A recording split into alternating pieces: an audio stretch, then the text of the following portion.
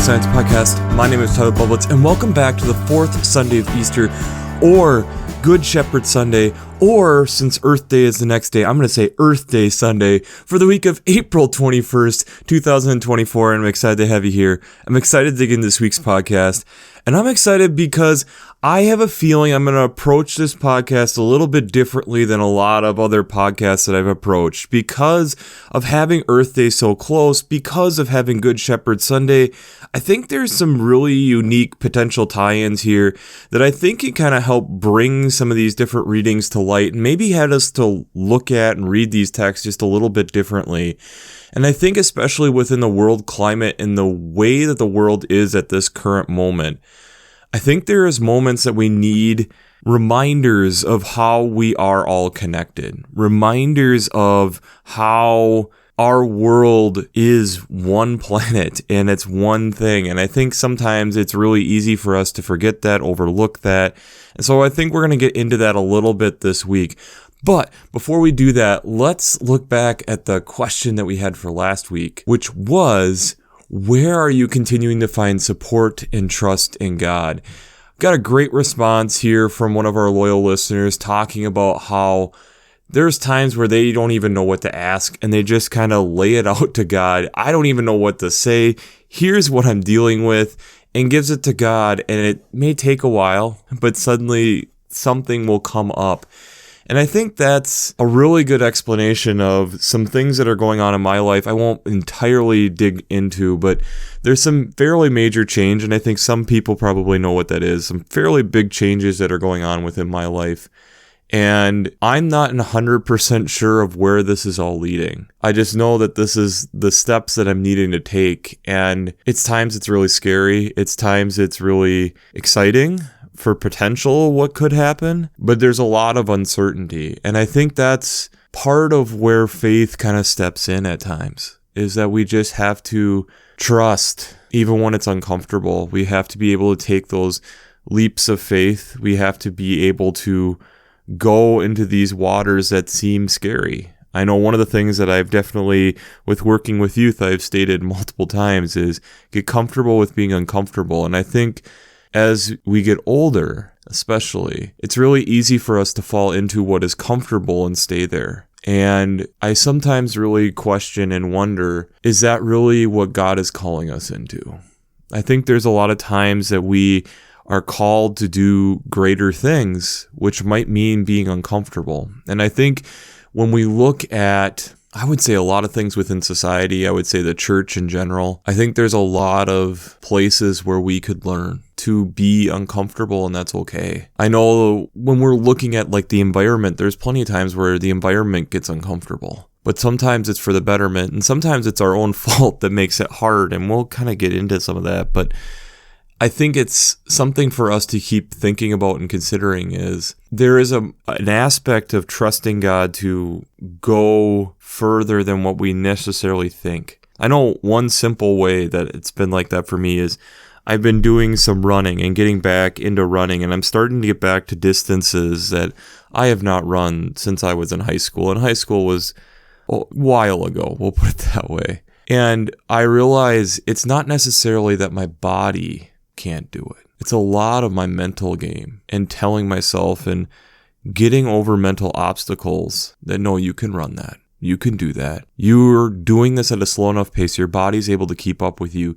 You mentally have to be able to keep up with you. And I think that's really summarizes faith a lot, is I think there's a lot of times where we get in our own way. And I think there's times where God is probably calling us to these greater and grander things. It's just that we get in our own way. But let's just jump into it for this week here.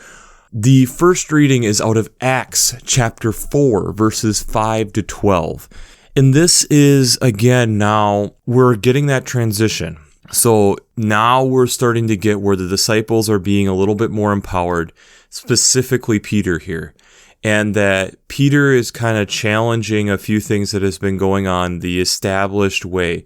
And so now he's starting to get some of the rulers, the elders, the scribes, and they're questioning some of the different healings, some of the different things that Peter in particular and the disciples are doing. And Peter then responds with, this is all coming out of not you questioning the things that I'm doing, these good deeds of healing the sick and being with people, but I'm telling you, this is all coming out of Jesus' death and resurrection. Even though that you were rejected him, he has become the chief cornerstone for our faith. And in that, we have the salvation that comes because of what Christ did for us, because of what Christ did and rose again. This is set forward a new connection that we have with God and a new way for us to interact with God. The psalm that goes with that, because it's Good Shepherd Sunday, what else do you expect? The 23rd Psalm, arguably the most recognizable psalm. And especially when we look at these first 3 verses, we get this very familiar calm, the Lord being with us and guiding us and is right there. And then we get this transition starting in verse 4, that even though I walk through my darkest valleys, I fear no evil, for you are with me, your rod and your staff, they comfort me. You prepare a table before me in the presence of my enemies. You anoint my head with oil, as we've talked about before, like a prophet. My cup overflows. Surely goodness and mercy shall follow me all the days of my life, and I shall dwell in the house of the Lord my whole life long. This moment here where we're getting of, yes, Jesus alongside of us, but also Jesus also challenging us as we are going through those difficult seasons and continuing to push us forward. And I think that's a key aspect to this. The second reading, or the epistle text, is out of 1 John chapter 3, verses 16 to 24. This text gets into the idea here of how what Christ did for us in the showing of love is transferable to us. That we are not supposed to just be of word or speech, but of truth and action. That we are people who are taking what God has done for us, this love, and it is calling us to do greater things. And that it is not to condemn what we have done, but it's for this boldness of the love that God has given us that we then go out and we do these things. And that we share this love with one another and making sure that that's what is conveyed and shared and shown as the Spirit is leading us. The gospel text for this Good Shepherd or fourth Sunday of Easter is out of John chapter 10, verses 11 to 18. This is familiar territory here. I am the Good Shepherd. The Good Shepherd lays down his life for his sheep. The hired hand, it gets into, is afraid and scatters and runs away when the wolf is coming. But that is not what the shepherd does. The shepherd is there to protect.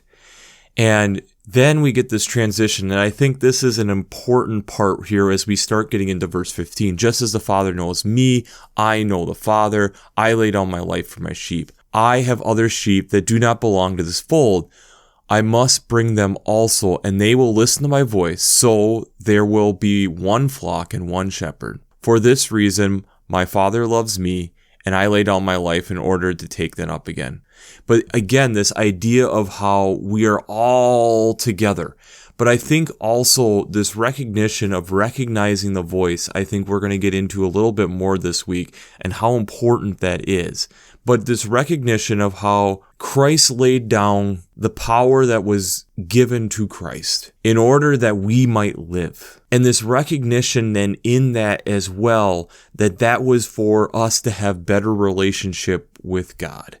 And I think that's also a second key part that I'm going to get into a little bit. But before we jump into how faith and science come together, we have to do our shameless plugs. Working Preacher. If you haven't checked out Working Preacher, I'd highly recommend it between the Sermon Brainwaves podcasts or commentaries or discussions. Since I'm not an ordained minister, I use them on a weekly basis to help give me some ideas, perspectives, and just great commentary in multiple different ways over there. If you haven't checked out workingpreacher.org, I'd highly recommend it.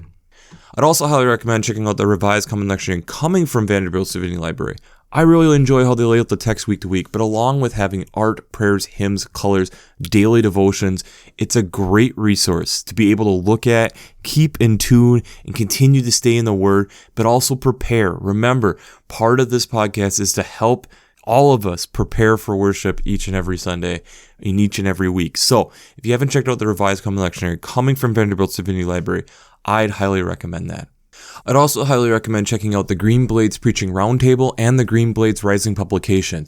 These are either weekly or monthly reflection newsletters that go through a wide variety of ecological echoes, implications, and urgencies that bring in different topics on a week-to-week basis, similar to this podcast, but in a written form, or bringing in some different things that are going on around specifically the upper Midwest of the United States.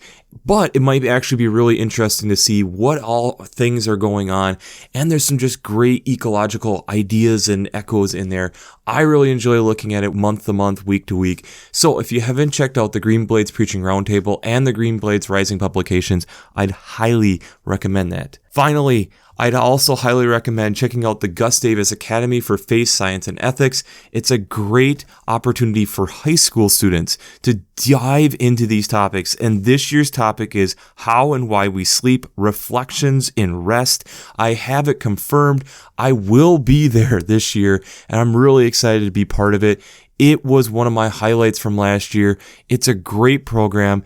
And if you're a high school student and would really like to go to it, I'd recommend signing up by the end of April because I have a $50 off coupon, which is EXTRZA24, and you'll get $50 off your registration fee. I'll have that down in the show notes. I'd highly recommend checking that out. And heck, maybe I'll get the opportunity to meet you.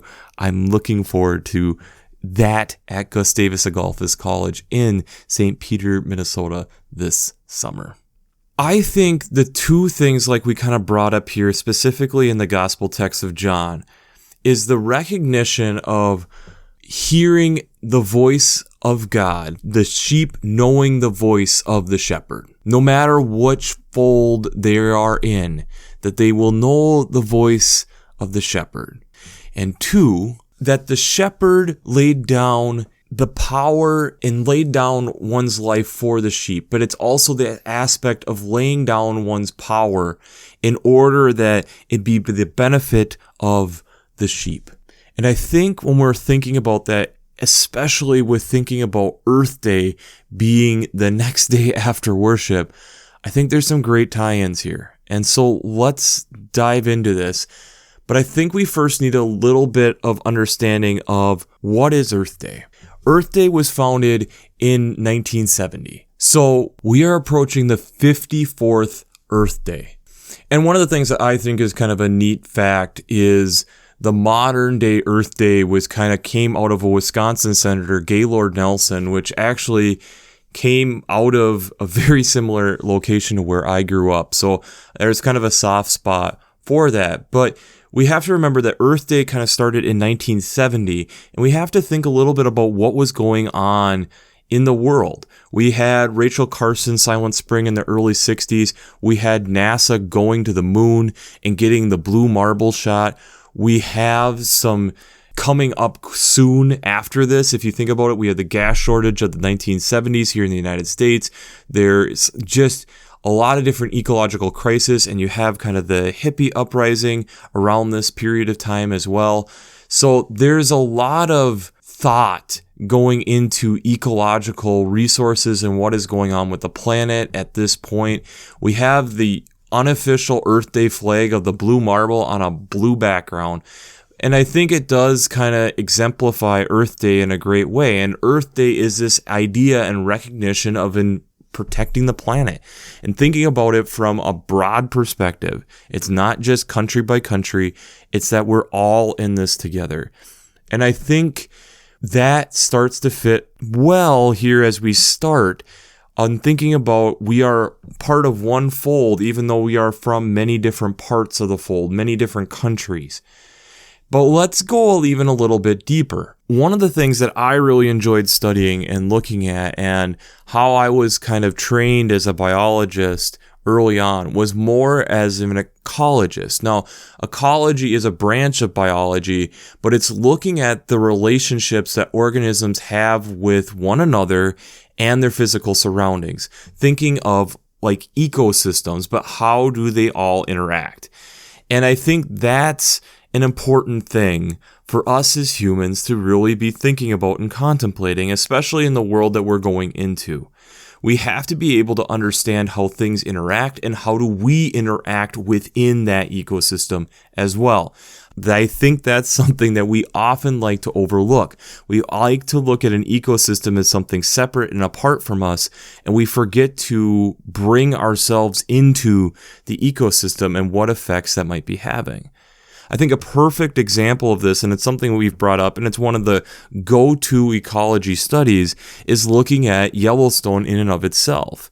When we had in the 20s and 30s, and you wipe out wolves out of Yellowstone, and you have all the Leopolds like thinking like a mountain and looking at like what happened in Yellowstone, where you had elk populations growing really high erosion, rivers starting to have issues where it's eroding away. There just isn't a healthy ecosystem. There is no aspen groves in Yellowstone. Why? Because the elk come through and keep eating them away. There's no natural predators. It's made it harder for the elk to even feel like there's anything to do. What happened in the mid-1990s? We reintroduced wolves into the ecosystem. When we do that, what happens? We get the elk moving, and suddenly we are starting to see rivers restored. We're suddenly seeing elk moving. Just the whole ecosystem there in Yellowstone becomes healthier. And I know for me, as I went out there with my wife for our honeymoon in 2020, it was much different than what I had seen it when I was there in the early 2000s as a kid.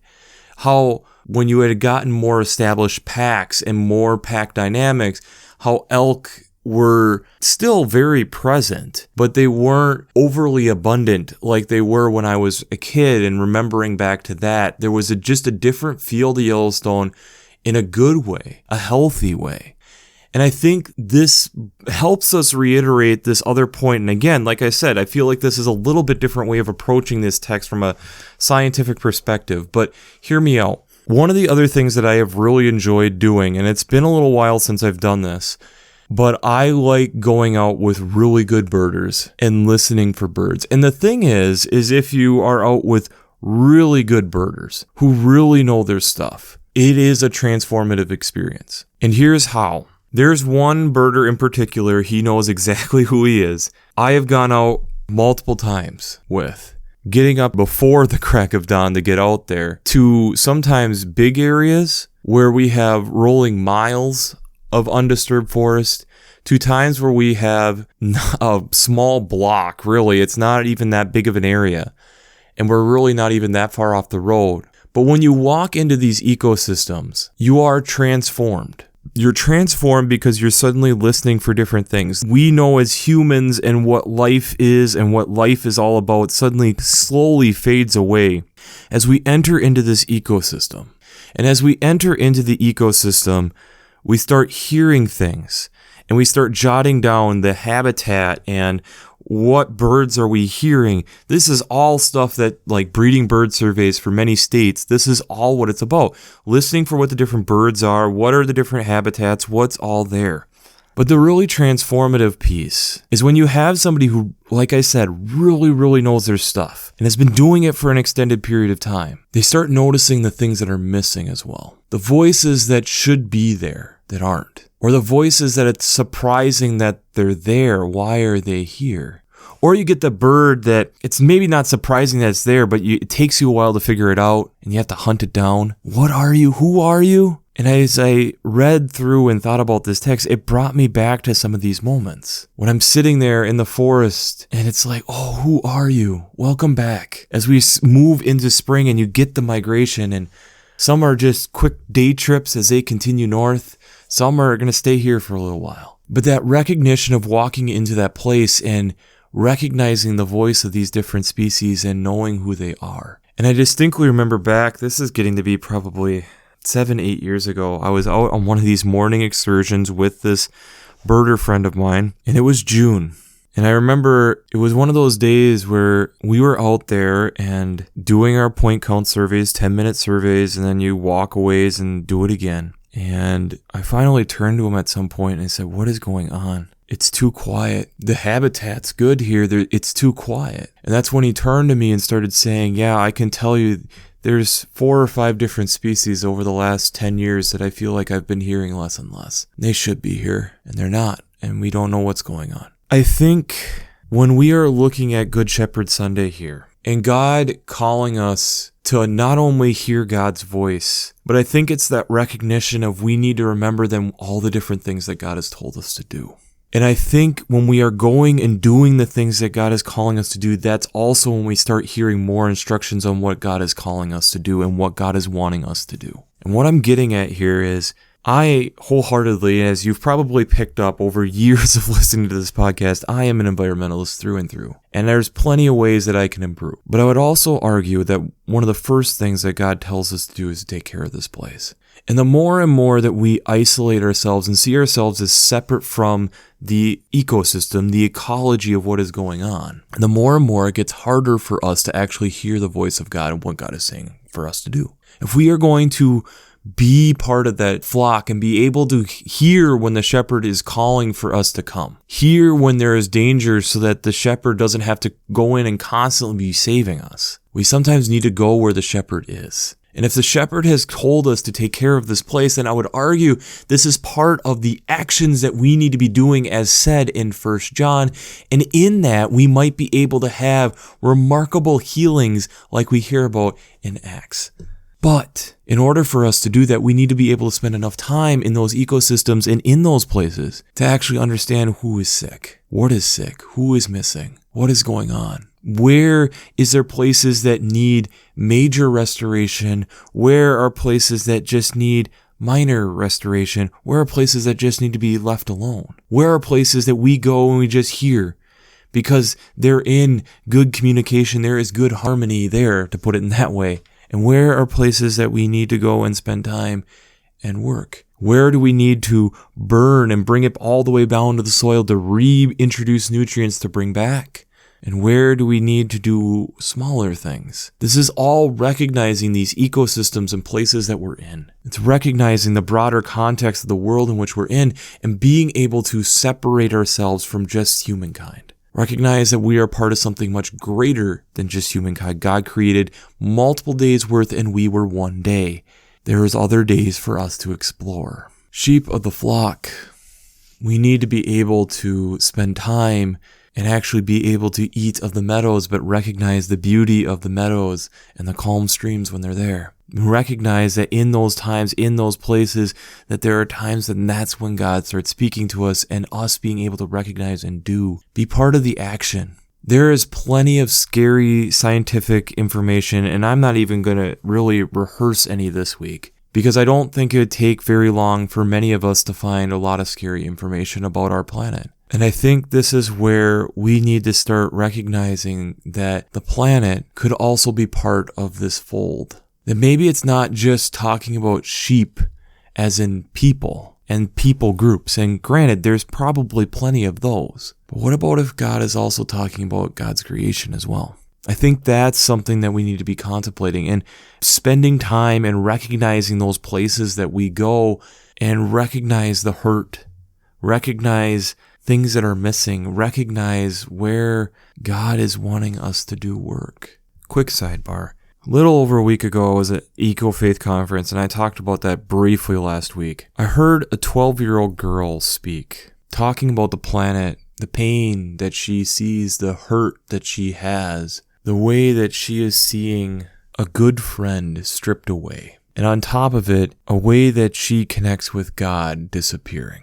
And it hurt because I remember not being a little older than she was, but not much older, and feeling not quite the same way, but having some of these similar feelings. And I look back now from where I'm at now, looking at that, and I question, am I doing enough? Are we doing enough? More importantly, because it's not just one individual, it's all of us together. And I think that's where we get into that second part. Christ came and Christ gave up Christ's own power to die for our sake, to connect with us. And that's sometimes the hard thing with being a gardener, is just because you can do something doesn't mean you should do something. And vice versa. Just because you can ignore something doesn't mean you should ignore something. I think we need to really contemplate and think about, how do we be the stewards that God would want us to be? How do we treasure this place and really look at this place as a gift? How do we look at this opportunity as a way for God to continue to connect with us, continue to hear God's voice? I think it's something we wrestle with. Just like birds disappearing in an ecosystem that should have them, are we even spending enough time in those places to recognize where that's happening? Or are we just letting our power consume us that it doesn't matter? This is for our betterment, and nature will get over it. And I think when we think back to when we were children, that feeling of not being heard, that feeling of not being seen, that feeling of, well, just get over it, never felt good. Why do we feel like it's okay for us to treat something that has a harder time responding? Or why do we feel like it's okay to keep throwing that to the next generation? Sheep of the flock. I think as we are entering this Earth Day season, this 54th Earth Day, I think we need to really think about that. I think we really need to think about connecting with the rest of God's creation to hear God's voice, and what do we do to help in this? Because I think that's where we're going to start seeing God's voice in a different way, in a new way. So the question I have for you this week is, where do you hear God's voice that doesn't come from human construction or humans in general? Where do you hear God's voice that doesn't come from human construction or humans in general? Because I think if we can't answer that question, we're in dire straits. And if we can answer that question, then what are we doing to make sure that those places are still there for future generations, so that they are able to still hear those voices in a similar way? Not the same way, but similar ways. Unless we really do this, we're just going to keep losing ways to hear God's voice.